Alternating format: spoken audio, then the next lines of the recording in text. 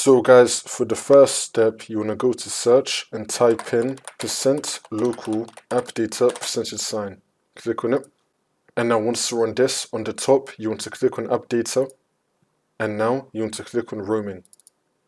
Now you want to open up Microsoft. And then open up Windows. And then open up Start menu. And then open up Programs.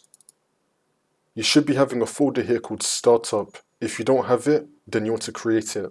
You want to right click on the white space, and then click on New, and then click on Folder. Call it Startup.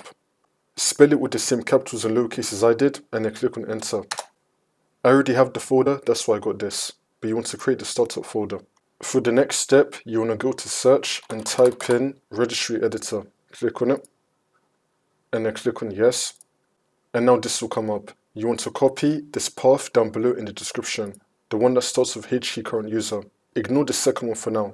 Just copy this first one, highlight it, do Ctrl+C to copy it, come to here, and you want to paste it right here where it says computer. So click right here, right click, and then paste, and then click on Enter, which will now take us to here.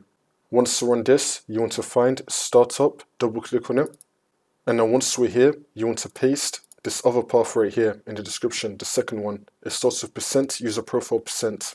Highlight it, do Ctrl+C to copy it, come to here, and then do Ctrl+V to paste it. Once that's been pasted, click on OK.